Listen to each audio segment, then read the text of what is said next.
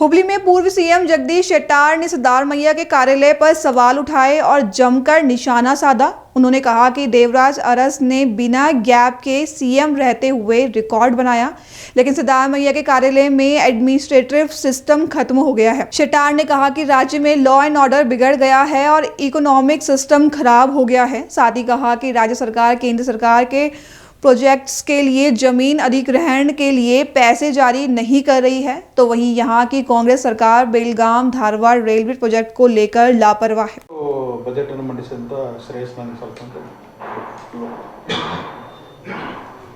ಸಿದ್ದರಾಮಯ್ಯ ಅವರು ಅತಿ ಹೆಚ್ಚು ಅವಧಿಯಲ್ಲಿ ಸಿಎಂ ಆಗಿದ್ದಾರೆ ಅನ್ನುವಂಥದ್ದು ಆಗಲಿ, ಯಾಕಂದರೆ ಒಂದು ಜನತೆ ಏನೊಂದು ತೀರ್ಪು ಕೊಟ್ಟಿರ್ತಾರೋ ಅದ್ರ ಪ್ರಕಾರ ಮುಖ್ಯಮಂತ್ರಿ ಆಗಿದ್ದಾರೆ.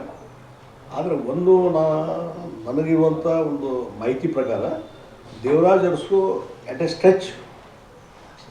ಸ್ಟ್ರೆಚ್ ನನಗೆ ಗ್ಯಾಪ್ ಇರಲಿಲ್ಲ. ಎಟ್ ಎ ಸ್ಟ್ರೆಚ್ ಅವರು ಅತಿ ಹೆಚ್ಚು ಅವಧಿಯಲ್ಲಿ ಮುಖ್ಯಮಂತ್ರಿ ಆಗಿದ್ದರು ದೇವರಾಜ್ ಅರಸು. ಅಂದರೆ ಈಗ ಸಿದ್ದರಾಮಯ್ಯ ಅವ್ರದ್ದು 2 ಪೀರಿಯಡು. ಹಿಂದೆ 2013ರಲ್ಲಿ ನಾವು ಮುಖ್ಯಮಂತ್ರಿ ಆದರು, ಆ ಒಂದು 5 ವರ್ಷ, ಆಮೇಲೆ ಈಗ ಒಂದು 2.5 ವರ್ಷ ನನಗೆ ಗ್ಯಾಪ್ ಇದೆ, 5 ಇಯರ್ಸ್ ಗ್ಯಾಪ್ ಇದೆ. ಇದು ಎಟ್ ಎ ಸ್ಟ್ರೆಚ್ ಅಲ್ಲ, ಕಂಟಿನ್ಯೂಟಿ ಅಲ್ಲ. ದೇವರಾಜ್ ಅರಸವ್ರದ್ದು ಏನಿತ್ತು ಕಂಟಿನ್ಯೂಟಿ ಇತ್ತು. ಈಗ 5 ವರ್ಷ ಮುಖ್ಯಮಂತ್ರಿ ಆಗಿದ್ದರು, ಮತ್ತೆ ಆರಿಸಿ ಬಂದರು, ಮತ್ತೆ ಅದೆಲ್ಲ ಹಿಡ್ಕೊಂಡು ಕಂಟಿನ್ಯೂಟಿ ಇತ್ತು. ಇಲ್ಲಿ ಕಂಟಿನ್ಯೂಟಿ ಇಲ್ಲ, ಅದೊಂದು ಡಿಫ್ರೆನ್ಸ್. ಅದನ್ನು ಸರಿಗಟ್ಟಿದ್ದೀನಿ ಅನ್ನೋವಂಥದ್ದು ಆಗಲಿ, ನಮಗೇನು ಅದು ಒಳ್ಳೆಯದು. ಹೆಚ್ಚು ಅವಧಿಯಲ್ಲಿ ನಾನು ಮುಖ್ಯಮಂತ್ರಿ ಆಗಿದ್ದೇನೆ ಅಂತ ಅಭಿಮಾನ ಪಟ್ಕೊಳ್ಳೋದು, ಮತ್ತು ಡೆಫಿನೆಟ್ಲಿ ಅಷ್ಟು ಅವಧಿ ಮಾಡಿದಾರ ಮೇಲೆ ಅಭಿಮಾನ ಪಟ್ಕೊಳ್ಳೋದು ಸಹಜ. ಆದರೆ ಯಾವ ರೀತಿ ಅವರು ಅಡ್ಮಿನಿಸ್ಟ್ರೇಷನ್ ನಡೆಸಿದ್ರು ಅನ್ನುವಂಥದ್ದು ಇಂಪಾರ್ಟೆಂಟ್. ಅತಿ ಹೆಚ್ಚು ಅವಧಿಯಲ್ಲಿ ನಾನು ಮುಖ್ಯಮಂತ್ರಿ ಆಗಿದ್ದೇನೆ, ಅಧಿಕಾರ ನಡೆಸಿದ್ದೇನೆ ಅಂತ ಹೆಮ್ಮೆ ಪಡ್ಕೊಳ್ಬೋದು. ಆದರೆ ಈ ಅವಧಿಯಲ್ಲಿ ಅವ್ರು ಏನು ಸಾಧನೆ ಮಾಡಿದರು, ಜನರ ಪರವಾಗಿ ಏನು ತೀರ್ಪುಗಳನ್ನು ತೆಗೆದುಕೊಂಡ್ರು, ಇದು ಭಾಳ ಮುಖ್ಯವಾಗಿ. ಅದರಲ್ಲಿ ವೈಫಲ್ಯನ ನಾವು ನೋಡ್ತೀವಿ. ಸಿದ್ದರಾಮಯ್ಯನವರು ಆ ಅಡ್ಮಿನಿಸ್ಟ್ರೇಷನ್ ಕಂಪ್ಲೀಟ್ಲಿ ಕೊಲ್ಯಾಪ್ಸ್ ಆಗಿದೆ. ಮೊದಲೇ ಪೀರಿಯಡ್ದಲ್ಲಿ 5 ವರ್ಷ ಏನು ಆಡಳಿತ ಮಾಡಿದರು, ಈಗ 2.5 ವರ್ಷದಲ್ಲಿ ಏನು ಆಡಳಿತ ಮಾಡಿದ್ದಾರೆ, ಡಿಫರೆನ್ಸ್ ನೋಡಿದರೆ ಕಂಪ್ಲೀಟ್ಲಿ ಅವರು ಆಡಳಿತದಲ್ಲಿ ಬಿಗಿಯನ್ನು ಕಳ್ಕೊಂಡಿದ್ದಾರೆ. ಈ ಲಾಸ್ಟ್ ಕೆಪಬಲ್ ಅಡ್ಮಿನಿಸ್ಟ್ರೇಟರ್ ಅನ್ನೋದು ಈ ಲಾಸ್ಟ್ ಆ ಕ್ರೆಡಿಬಿಲಿಟಿ, ಆ ಲಾಸ್ ಮಾಡ್ಕೊಂಡಿದ್ದಾರೆ. ಮತ್ತು ಲಾ ಆ್ಯಂಡ್ ಆರ್ಡರ್ ಸಿಚುವೇಶನ್ ಭಾಳ ಡೇ ಬೈ ಡೇ ಭಾಳಷ್ಟು ಸೀರಿಯಸ್ ಆಗ್ತಾಯಿದೆ. ಫೈನಾನ್ಷಿಯಲ್ ಪೊಸಿಷನ್ ಅಂತೂ ವರ್ಸ್ಟ್ ಆಗಿದೆ.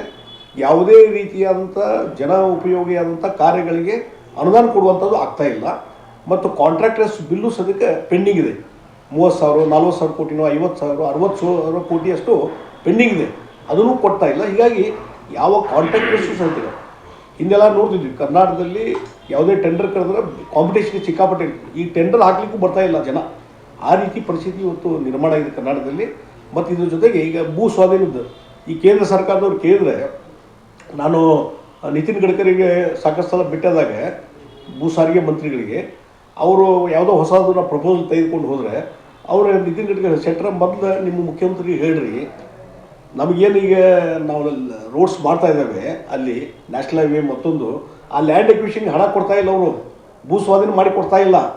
ನಾವು ರೈಲ್ವೆ ಮಿನಿಸ್ಟ್ರಿಗೆ ವೈಷ್ಣವ್ರಿಗೆ ಭೇಟಿ ಆದರೆ ಅವ್ರು ಹೇಳ್ತಾರೆ ಲ್ಯಾಂಡ್ ಎಕ್ವಿಷನ್ ಇದೆಲ್ಲ ಪೆಂಡಿಂಗ್ ಇದಾವೆ. ನಮ್ಮ ಈ example Belagavi to Dharwad land ಎಕ್ವಿಷನದ್ದು ಆಲ್ಮೋಸ್ಟ್ 90% ಲ್ಯಾಂಡ್ ಎಕ್ವಿಷನ್ ಪ್ರೊಸೆಸ್ ಎಲ್ಲ ಮುಗಿದಿದೆ. ಪ್ರಿಲಿಮಿನರಿ ಫೈನಲ್ ನೋಟಿಫಿಕೇಶನ್ ಆಗಿದೆ.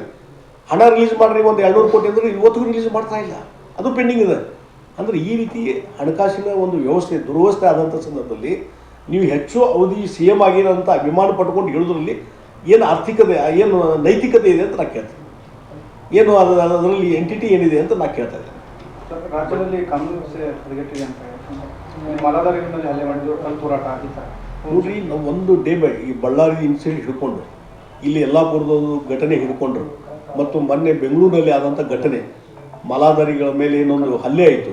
ಯಾಕೆ ಮಾಡ್ತಾರೆ ಈಗ? ಅಂದರೆ ಅಲ್ಲಿ ಪೊಲೀಸ್ ವ್ಯವಸ್ಥೆ ಇಂಟೆಲಿಜೆನ್ಸಿ ಫೇಲ್ಯೂರ್. ನಂಗೆ ಯಾವುದೋ ಒಂದು ಮೆರವಣಿಗೆ ಯಾವ ಪರ್ಮಿಷನ್ ಕೇಳಿರ್ತಾರೆ, ಆಯಾ ಪೊಲೀಸ್ ಸ್ಟೇಷನ್ಗೆ ಸಂಬಂಧಪಟ್ಟಂಥವ್ರಿಗೆ ಅರ್ಜಿ ಹಾಕಿರ್ತಾರೆ, ನಾವು ಇಷ್ಟು ಜನ ಸೇರ್ತೇವೆ ಮೆರವಣಿಗೆ ಮಾಡ್ತಾರೆ. ಆವಾಗ ಬಂದೋಬಸ್ತ್ ಮಾಡ್ಬೇಕಲ್ಲ, ನಿಮ್ಮ ಡ್ಯೂಟಿ ಅಲ್ಲ. ಅಲ್ಲಿ ಯಾವುದೋ ಸೆನ್ಸಿಟಿವ್ ಏರಿಯಾ ಇದ್ರೆ ಅಲ್ಲಿ ಕಂಟ್ರೋಲ್ ತೊಗೋಬೇಕಲ್ಲ. ಅದೇನೂ ಮಾಡಲಾರ್ದೇ ಕಲ್ಲು ತೂರುದು ಇವೆಲ್ಲ ಆಗಿಬಿಟ್ಟದಂದರೆ ಯಾರಿಗೆ ಹೆದರಿಕೆನೇ ಇಲ್ಲ, ಕಾನೂನು ಸುವ್ಯವಸ್ಥೆ ಬಗ್ಗೆ ಹೆದರಿಕೆನೇ ಇಲ್ಲ, ಫಿಯರೇ ಇಲ್ಲ. ಹೀಗಾಗಿ ಅದರಿಂದ ಭಾಳಷ್ಟು ಜನರಲ್ಲಿ ಭಯ, ಭೀತಿ, ಮತ್ತು ಇದರಿಂದ ಕಮರ್ಷಿಯಲ್ ಆ್ಯಕ್ಟಿವಿಟೀಸ್ ಎಲ್ಲ ನಿಂತು ಹೋಗ್ತದೆ, ಆರ್ಥಿಕ ಚಟುವಟಿಕೆ ನಿಂತು ಹೋಗ್ತದೆ, ಡೆವಲಪ್ಮೆಂಟ್ ವರ್ಕು ನಿಂತು ಹೋಗ್ತದೆ, ಹೊಸ ಇನ್ವೆಸ್ಟ್ಮೆಂಟು ನಮ್ಮ ರಾಜ್ಯಕ್ಕೆ ಬರೋದಿಲ್ಲ. ಆ ಪರಿಸ್ಥಿತಿ ಇವತ್ತು ನಿರ್ಮಾಣ ಆಗಿದೆ. ಇಲ್ಲಿ ಪಕ್ಕದಲ್ಲಿ ಆಂಧ್ರದ ಪ್ರದೇಶದ ಮುಖ್ಯಮಂತ್ರಿ ನೋಡ್ರಿ, ಚಂದ್ರಬಾಬು ನಾಯ್ಡು, ಯಾವ ರೀತಿ ಹೊಸ ಹೊಸ ಕಂಪ್ನಿಗಳನ್ನು ತೆಗೆದುಕೊಂಡು ಹೋಗ್ತಿದ್ದಾನೆ. ಫಾರಿನ್ ಬಂದಂಥ ಕಂಪ್ನಿಗಳನ್ನು ಅವ್ರು ತೆಗೆದುಕೊಂಡು ಹೋಗ್ತಾ ಇದ್ದಾರೆ. ಅವ್ರು ನಿಜವಾಗಿ ನ್ಯಾಚುರಲ್ ಆಗಿ ಬೆಂಗಳೂರಿಗೆ ಬರಬೇಕು, ಆಗ ಇವತ್ತು ಆಂಧ್ರ ಪ್ರದೇಶಕ್ಕೆ ಹೋಗ್ತಾ ಇದ್ದಾವೆ. ಈ ರೀತಿ ಆದರೆ ನಾಳೆ ಕರ್ನಾಟಕದ ಬಂಡವಾಳ ಏನು ಹೂಡಿಕೆ ಅನ್ನುವಂಥದ್ದು ಇದೆಯಲ್ಲ ಅದು ಭಾಳ ಕಂಪ್ಲೀಟ್ ಡೌನ್ ಬರ್ತದೆ. ನಿನ್ನೆ ಬೀದರ್ನಲ್ಲಿ